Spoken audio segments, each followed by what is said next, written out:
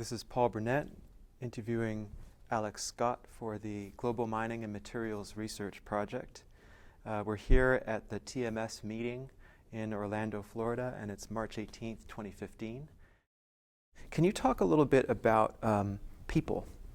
Because you came into this, you came into the society without knowing too much about the work that these folks did. Can you talk about people who helped you and influenced you in your directorship of the TMS? Sure. You owe a lot to a lot of people in any career, in life in general, right, per se. And I will tell you, and again, I'll make excuses for myself that I can't name everybody, but there are a handful or a number of people I think that really had an impact on me. And I guess I would say what I tried to do is think of a few people that I really learned something from in my career that helped me then be a better staff person, executive director for the society. When I started in 1973, Julius Harwood, who just passed away last year, was at Ford Motor Company for a number of years. He was the president of the society. And it was interesting to me that he talked about, he was big into the art of negotiation. And because he was then at that time period facing all this divisional disputes that we were having in the society, and he needed to focus on that. So I learned how to be a pretty good negotiator with his work. In 1991, Ron Miller became our president. He was with Alcoa, and he was really big into data. And he would say to me, Alex, get the data before we make a decision so we know what we're doing. 95, I think back to Paul Campbell. Paul Campbell, again, happened to be with Alcoa, but Paul was from South Carolina, and he had all that southern good old boy charm. But he was big on keeping certain issues in front of us. And he said, focus on an issue at a time and handle that. 97, a gentleman I still remain friends with, Rob Wagoner. I usually pick one word for Rob. It would be decisive. Rob was always one that he would do your research, make your decision, and move on, whatever. 98 was Ewell Cutshall. Ewell, again, an Alcoa person, but it was Ewell's job in that year, and this is probably when I mentioned earlier, where we really got into strategic planning. Yeah. And Ewell was one of the instigators of that, and he toughed it out in writing a new mission statement. If anybody thinks writing a mission statement is easy, it ain't. Whatever. Well, can we pause for a moment on that? And Ewell, it's an interesting name, E-U-E-L-L, and Cutshall, C-U-T-S-H-A-L-L. The strategic planning and the mission statement. At the end of the 90s, why was that considered to be an important thing to do for TMS? Yes, it was extremely important, I think, and I think it's been a real asset to the society to have done that. We had strategic plans of some sort in the past, but and it's trite to say, we'd write them and we'd put them in a loose leaf notebook and we'd put them on the shelf and nobody ever looked at them, including myself, hardly. And then I think it would be in one of the years, it was Milt Wadsworth, when he started a review system with me as executive director. He wanted me to write out goals for the year that I had to personally accomplish. It sounds like something you should be doing all the time, right. But and so honestly, that started was the germ, if you will, the genesis of having a strategic plan, because I then developed some certain goals for myself, and they really involved the organization. So, and then I would say TMS at that time, we had been on our own for a while as a separate society. We were separately incorporated, and we had okay financial years, but we realized at that point in time we needed to run the society, and I'm going to say it, we are not for profit, 501c3, but we had to run it like a business. Yeah. And we had to bring in business approach to things and learning and understanding how to price our products and services and how to marketing. We hired a marketing manager person on staff for the first time, I think, in that period of time. And got a CPA to be our business manager, which we hadn't had before. Nothing wrong with what we were doing, just wasn't as sophisticated again as it could be. So the strategic planning, and I know was begun right in that time period, and we agonized over it, as most organizations do, but we made it a point that they weren't going to be just put on a shelf. So we had that so that staff were reviewed based upon progress of the strategic plan, and we had it where we reviewed it at board meetings. We had 3 board meetings a year. We'd give the status report on certain things, and we'd set rather specific, which is common practice, goals, and see if they weren't being accomplished or or put on the back burner and come back to again. Right. So I would say strategic planning and all the ramifications of how that filters down into an organization became really an important lifeblood of the society, and remains so today. And I see it in the journals. They publish the announcements on that. They have signage up around the big annual meeting of what the 5 main strategic goals are today. And it's a way of doing business that makes a lot of sense, but you've got to keep awareness of it and hold people's feet to the fire that they're focusing on that and they're not off left or right doing something that's not contributing to that goal. And transparency and communication, so that the members are aware of this is what we're doing, and constant appraisal. And another thing that's really important, and something I learned, the strategic plan does a wonderful thing for a member organization like ours. We get a new president every year. We get a third of the board is new every year. We have new committee chairs all the time. And if you don't have a ongoing strategic plan, you get people in there who either want to do something not in the plan, or don't know what to do, or whatever. But here's the plan, here's what you need to focus on, and it creates much more of a continuum and much more of a focus, and I think really helps the volunteer members in acquitting themselves and really making the right contribution to the society. And just to clarify the structure, it's run with an endowment, is that right? Does it have an endowment, and then there's revenue from the endowment that is used for the operating budget? No. We have an operating budget that's built on revenue and expense for the year. Okay, so that's different. So I think some other societies have endowments. Right. Our endowment, we have a reserve fund for a rainy day fund, or what do you call it that? But the endowment, if you will, what I would refer to is part of the TMS Foundation, which is separate from the society. The money is separate from the society. The society board still controls that, because it's not a separately incorporated foundation, which is a little unique, or not so unique, but whatever. But no, the society runs on an operating budget now, which is just past $7 million a year of revenue and expense. And the business plan is to have X% surplus, we don't call it a profit, X% surplus per year. And it has been successful in doing that. And during, going back over the decades, you talked about sort of down times for the society.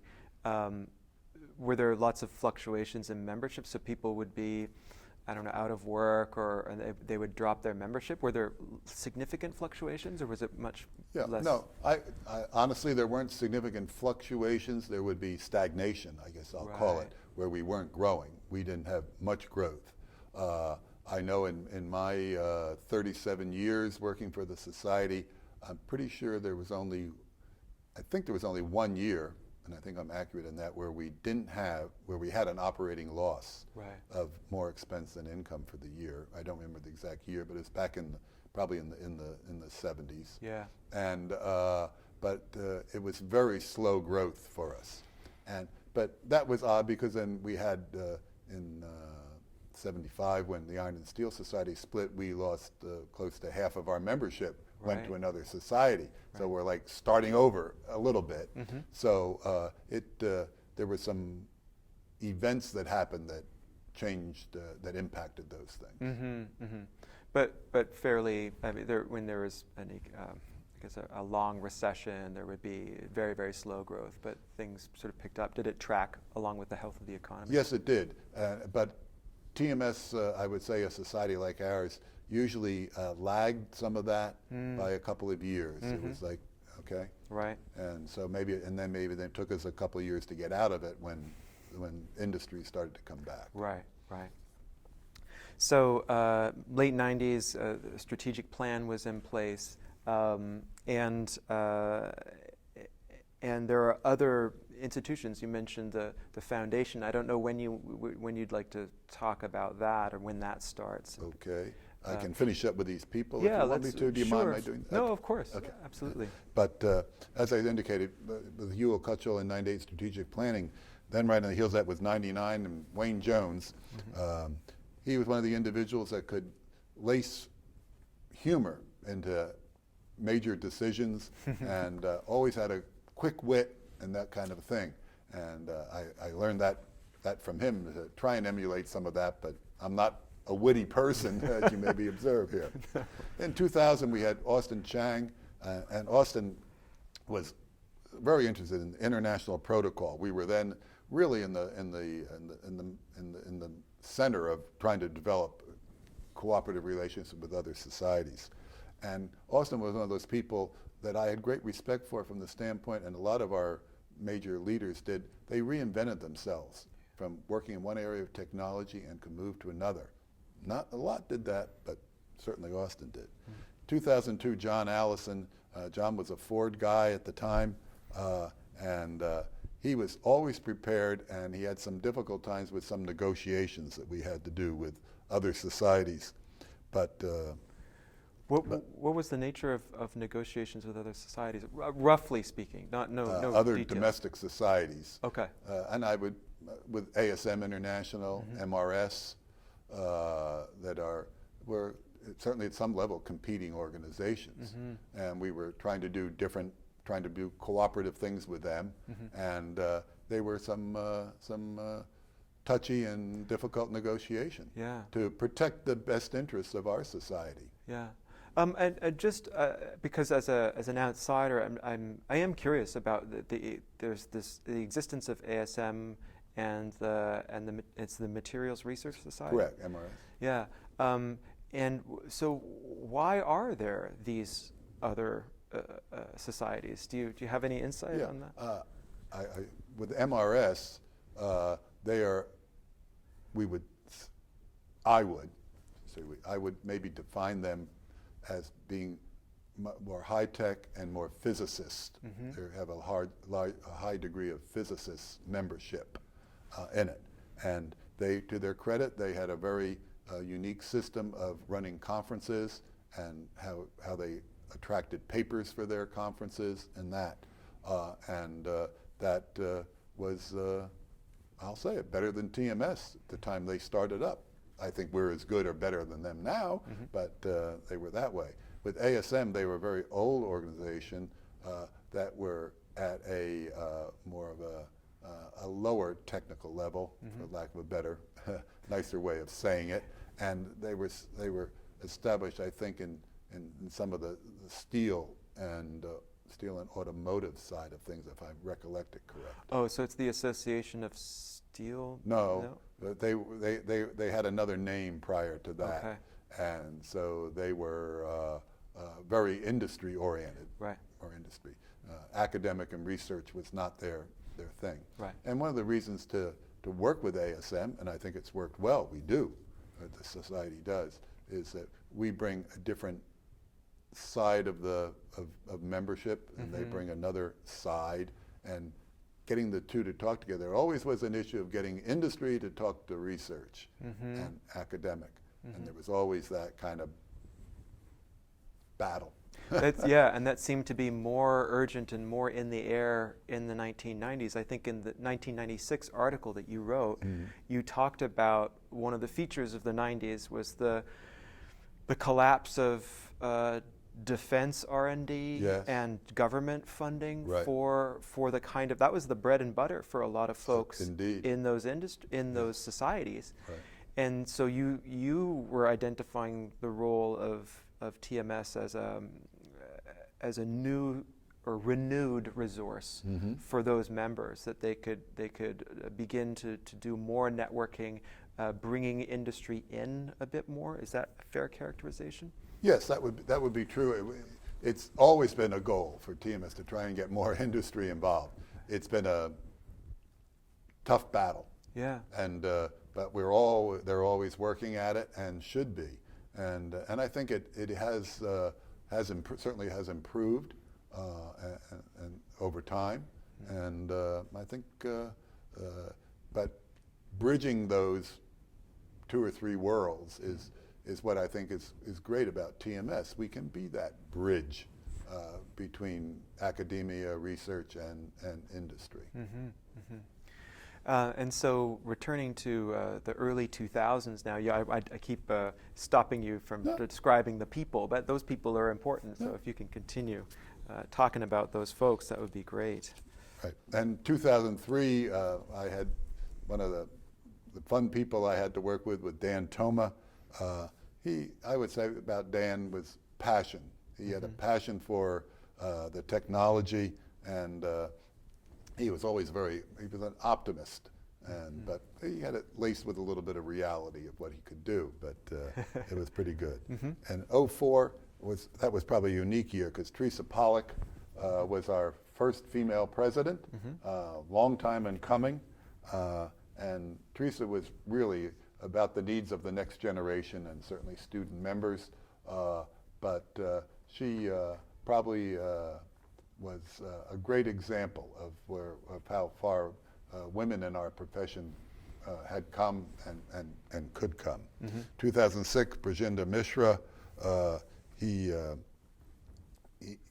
had a real passion also, but it was he always looked at the important opportunities and really wanted to focus on get things done for the society. He was the last direct president that I got to work with.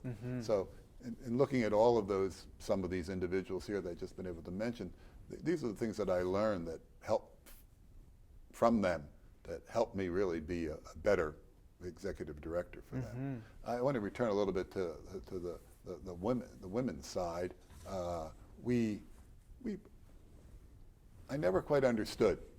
We fought that battle. We had a lot of growth in women, females, in our student membership.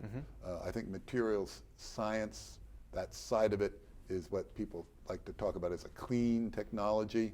Laboratory work, research work, academic environment that could be more attractive to females than some other engineering groups maybe would be. And we had a lot, but we never quite transitioned that. The percent we had in academia in university level into becoming members. And there were lots of issues. I don't need to get into them, but maybe people thought that. I mean, they married, they had family, they did other things that interrupted their careers. But I think that is probably, I believe that is changing now. I don't know, have any data to give you, but I think that is settled down somewhat now. But even walking the halls of this meeting, you don't see the percent of females that you would think you would see today. There's an ongoing challenge in growing the proportion of women in science and engineering professions. It's a much studied issue that we won't be able to resolve in this interview, but suffice it to say that they're still trying to study the problem and understand the leakage from the pipeline, right? As they, they're getting more and more students in, but keeping women in the engineering professions is a challenge, and getting them to senior ranks, which is why Dr. Pollack's story is so important. Right. I think. I was just going to comment to you. I think when you get to do the interview with Teresa Pollack, you'll find that's something you can focus on with her, and I would hope and expect she will have some pretty good insight into that for you. Mm-hmm. Absolutely. And so that comes to the nearing the end of your time. And can you talk about your transition and stepping down? When did that happen? Yeah, I'd like to come back to that. I'm looking at notes that I have here, honestly. Sure. And I thought there's one other area I think that's been a huge impact, probably on all professional societies, but certainly TMS, and that was the advent of the technological stuff with the internet, with electronic communication, and those kinds of things. I would say if there was anything besides the advent of computers, and I'll admit my ignorance of those things, when we first got them in TMS, we looked at that, we looked at the budget, and we thought, oh, okay, we'll put a computer on everybody's desk, and wow, and I thought, okay, we'll do that, we'll spend whatever the money was, and we're done. Yeah. And then, 2 years later, the people come to me and say, well, we have to update these things. Update what, And I didn't know what but any event. But technology, when you stop and think about it today with electronic communication, for an organization like a TMS, it's changed the whole whatever of how the organization is done. Because years back we had our program committee, we had like 20 or 25 people in the program. They'd come to the TMS headquarters, they'd spend 2-3 days trying to organize all the papers for this annual meeting. They'd sit around a room and have paper, charts up there and listing papers and putting file cards under them with what papers were going to be in what session. Right. Man, it's done like that electronically today. Everybody working at their own place where they live and work, We don't have to come to a meeting, and we have a whole programming system on the computer now that just does it all, and it can manipulate all that stuff. It's a phenomenal, that side of it. The other side is the publication of papers and books electronically. And what that's done, I think TMS, to its credit, has really, because we have, and I always thought that was luck, more than luck, because our membership is in research and academia. They were aware of the electronic communications and the internet and email before half of the world. Yeah. And they brought us, they expected us to have that. Yeah. And that was thankfully a blessing in disguise for the society. Yeah. So I think that was an important impact in my tenure with the society near the end of it that really came to the fore, and I think today is just the way it's done. Yeah. And so you really need to think about that stuff.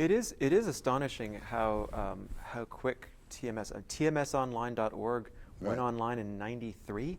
Something like that. Probably, yeah.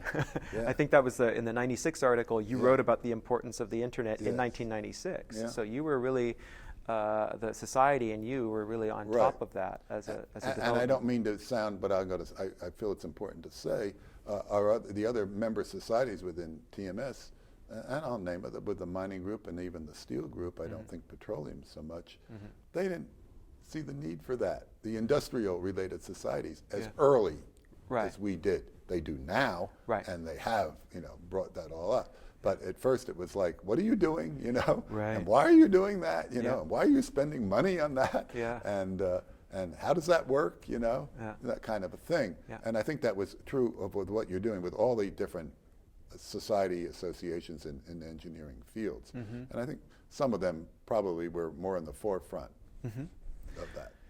And that's, some people with the rise of the digital age, some people talk about downsides too. Yeah. And I think there's some anxiety at TMS about the new generation or the so-called digital natives, and so that the new younger people and their relationship to a face-to-face meeting society. Yeah. And so do you have any reflections on that? Yeah, it's nice. We can probably bookend our whole interview here.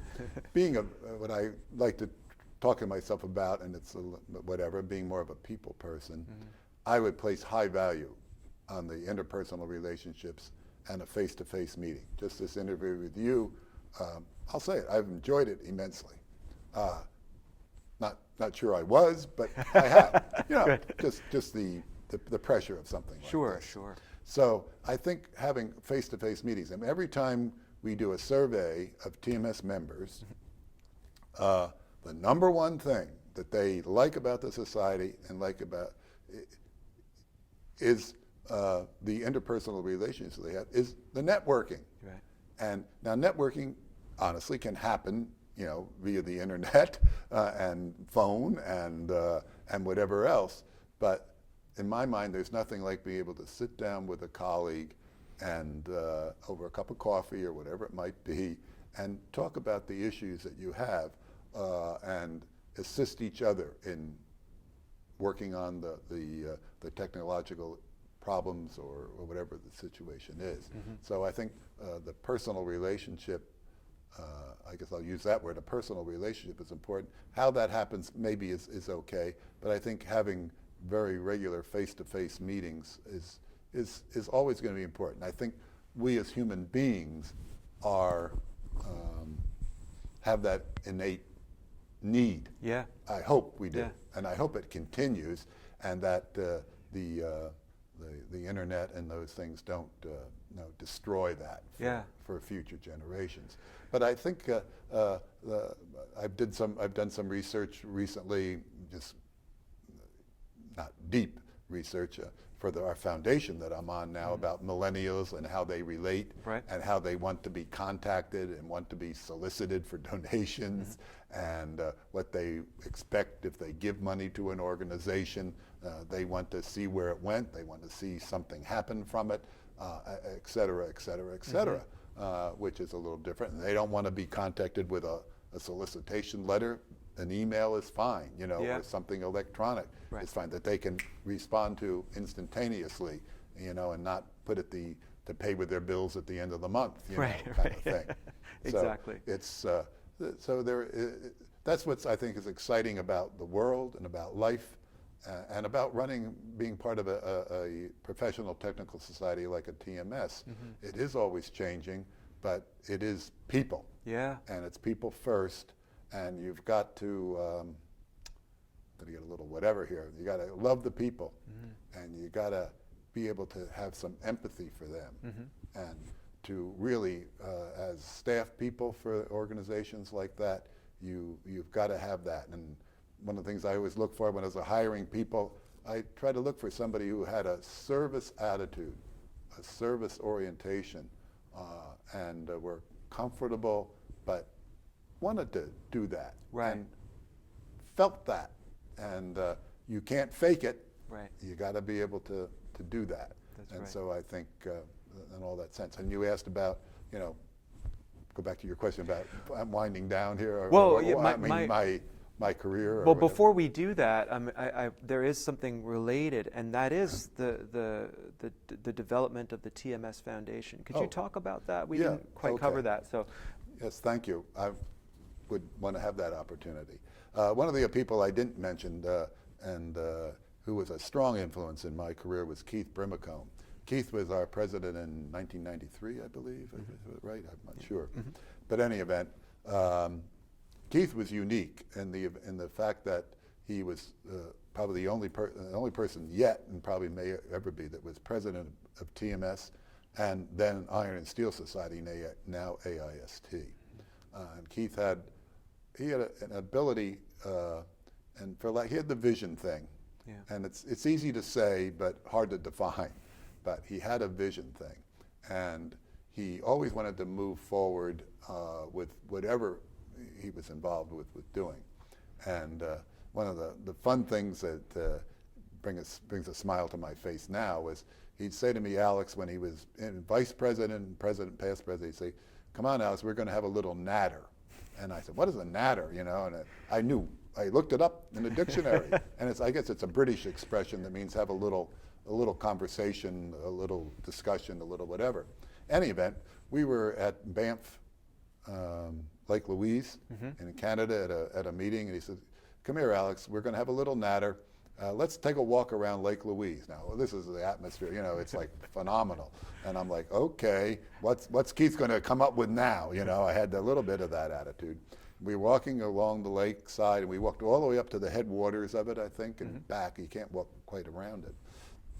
And he said, I have an idea for a foundation. I don't understand why TMS doesn't have a foundation. And I know how foundations work, and I know what good they can do. And as a professional society, we have so much we could do and give back to future generations. And his expression to me at that time, and still works for me today, is pass the torch. He says, as professional people, we need to pass the torch to the next generation and the next generation. So it was his concept to have a foundation for the society. He brought that forward with a lot of background work and how to structure that and those kinds of things to the board, and that was eventually approved and implemented. We have had our difficulties with it, definitely, for TMS. But I think in the last couple of years, Rob Wagoner and Diron Apellian and several other people, Marty Glicksman, I want to name those people because they have been big supporters of it. Can't think of his first name. Wadsworth with Patel. Wadsworth, yeah. Pardon? Milton Wadsworth? No. Jeffrey Wadsworth. Okay. Maybe you can edit that. Yeah. Jeffrey Wadsworth with Patel. They've been really instrumental in getting the vision thing again. Yeah. And being able to convey, and that's the hard thing, convey that vision to other people. Yeah. And get other people to see that, buy into that, and then support it. Yeah. So I think the foundation is, we use the big word revitalized, you know. We've been working at that for almost 2 years now, and it's showing renewed life and purpose and those good things. So that's when I was approached 2 years ago now. I've been retired 8 years, excuse me, just 8 this year, to give back. Yeah. And I remembered Keith Brimacombe, and I remembered, you know, pass the torch, and I thought TMS, and I want to say this, TMS was very good to me. My family has benefited from being able to have a career with them, and I felt to give back. Yeah. And I thought I can do that. I felt I have something I could contribute to the foundation and helping it get reborn and change a little and find a new lease on life in what it does. So that's what I've been about with working with them, and why I'm actually here at the meeting today. Yeah, and it sounds like I mean, you have been recognized for your service, have you not? Isn't there? Oh yes. Yeah. Can you talk a little bit about that? Yeah. Well, that was a surprise, but they established before I think it was around for distinguished member. Distinguished Service Award. Yes, isn't it? correct. Thank you. Yeah. The TMS Distinguished Service Award. They renamed it in my name, and it was I was humbled by it, honored by it, and it's pretty neat because I look whoever gets it every year, and there's something to be said to see your own name on something that you expect will be there for posterity. And just last night at the awards thing, you hear about awards that were established in 1933 or 1972 or back in the earlier 1900s, you know, and here we are in 2015, you know, to think that goes on and for the people that were involved and Mm-hmm. and the distinguished list. So Yeah. yes, thank you for bringing that up. I appreciate that. It's a recognition that TMS sees that you have been an important part of the history of the institution over these decades, Mhm. and you continue to be of service. Yes. So, I want to thank you for taking the time to sit down to speak with us. Well, it was a privilege, and I've really enjoyed it. Wonderful.